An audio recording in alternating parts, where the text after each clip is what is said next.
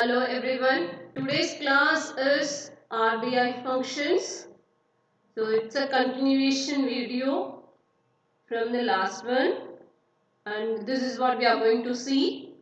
And I'm Srimati from Dr. Ambedkar Global Law Institute, Tirupati. Let us start.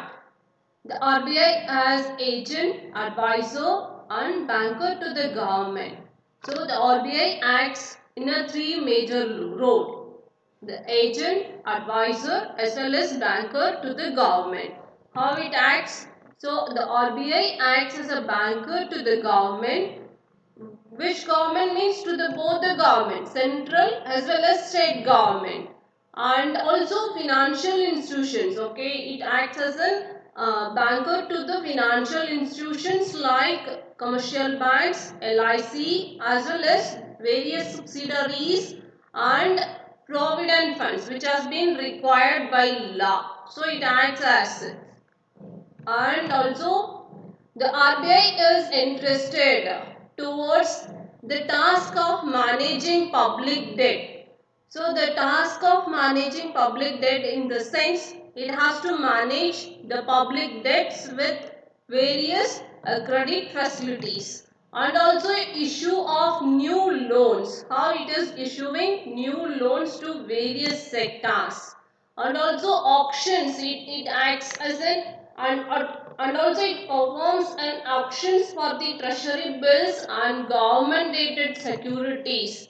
And what for they are doing means, they purchase, RBI purchases and sells the securities of central and state government on behalf of the government, and also it entitled to charge commission for managing the public debt. And also the RBI acts as an agent of the government in dealing the International Monetary Fund, also with the World Bank. So whenever the government wants to deal such a ways, International Monetary Fund and with the World Bank, the RBI acts as an agent. And the RBI gives advices to government in all financial matters. So what are the matters in the sense? The loan operations, investments, the agricultural and industrial finance, banking, planning and economic development like. And RBI has credit controller. So the RBI is the main credit controller. So for this credit control purpose, the RBI reveals two methods. So what are the method? In the sense, the quantitative method, or else we can say the general method, and next one is qualitative method or else selective method. So let us see one by one in the quantitative method. So this is about a method which the RBI aims at controlling the total volume of credit, how much the credit to be given. So these methods are regulated the quantity of credit which has been created by a different bank. Bank rate. So first method is bank rate. So by way of changing the bank rate, the central bank grant loan to the commercial banks against the government securities and also against the approved first class securities. So this through this RBI makes a credit control. And also the second one is open market operation.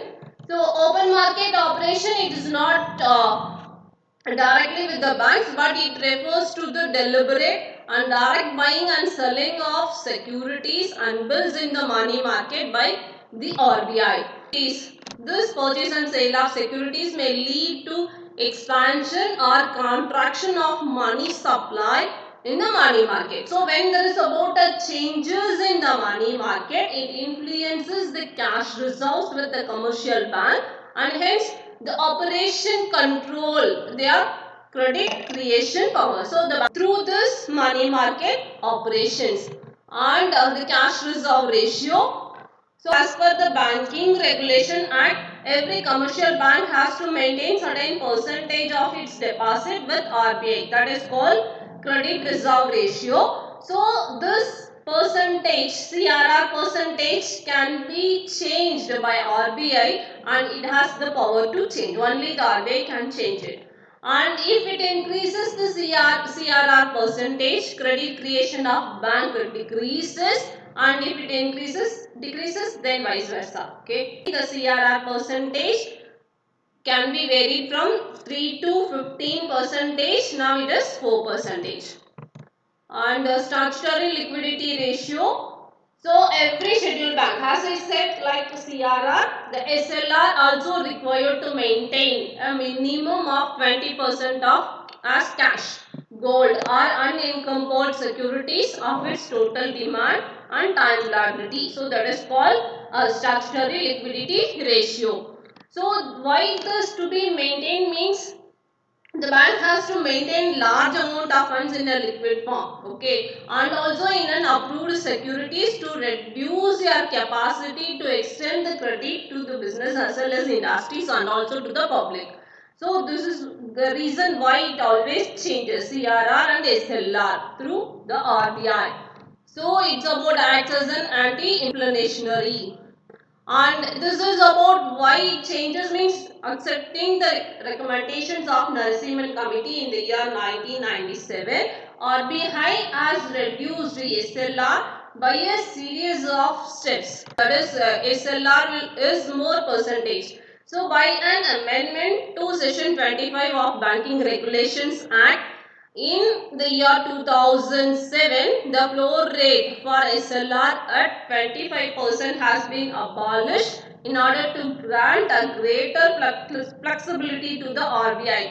So, presently the current SLR is 20%. So, the liquidity adjustment facility. So, this is about LAF consists of overnight as well as term repo auctions. So, this is about repo and reserve repo rate.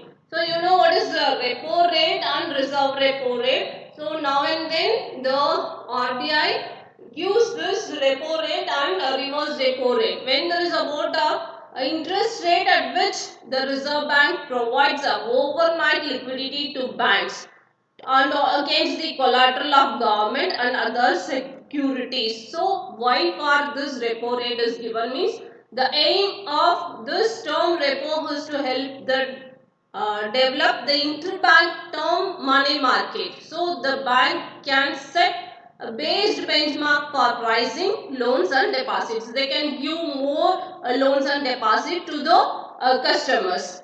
The reverse repo is that is an opposite to that repo rate. So, the interest rate at which the Reserve Bank absorbs the liquidity while giving this reverse repo rate, the RBI absorbs the liquidity on an overnight basis from the banks against the collateral of eligible government securities under LAF. And quantitative method, it's about distribution and direction of credit, how it is to be done. So this is time to time adoption method which includes rationing of credit. So this method seeks the maximum or ceiling of loans and advances in certain cases. So the fixing the ceiling for specific category of loans and advances. So the RBI which of amount of loan to be given to the agricultural sector or to the customers for buying their luxury items, or they may grant loans to industries like. So it aims to control and regulate the purpose for which the credit is granted by the commercial banks. And margin requirements. So the margin refers to difference between current market value and loan value of the security. So now and then, so for keeping the security, the banks are giving the loan. So how much percentage of margin it requires to. So this is being changed to pay out its own resources. And the next one, regulation of consumer credit. The RBI may restrict the consumer expenses on non-essential items by directing the commercial banks to fix the minimum percentage of down payment. This minimum percentage may vary from time to time, and also the period of installment payment. So it can change. And the next one is controls through directives. Here RBI has been empowered to issue the directives to commercial banks in respect to their lending policy. So what policies it has. So when now and then the RBI gives these policies to the bankers. And publicity. So RBI also has regularly publishes a statement of assets and liabilities of commercial banks for information to the public, and it also publishes the reports of general money market and banking conditions. So now and then always it publishes. And the next function is RBI has custodian of nations gold and foreign exchange. Foreign exchange, then the RBI has to take care about it. So it has to be deposited with this through the RBI only. So RBI maintains the stability of exchange rates. And RBI can being an external value of currencies at par with internal values in the sale and purchase of foreign currencies. And also RBI helps the government to pursue a coordinate policy toward balance of payment situation in a country. And the next function is promotional and development functions.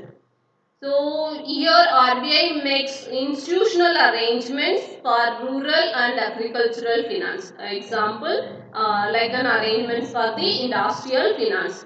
RBI has taken an initiatives in developing the training facilities for bank employees. First to RBI bank employees, also the employees of commercial bank.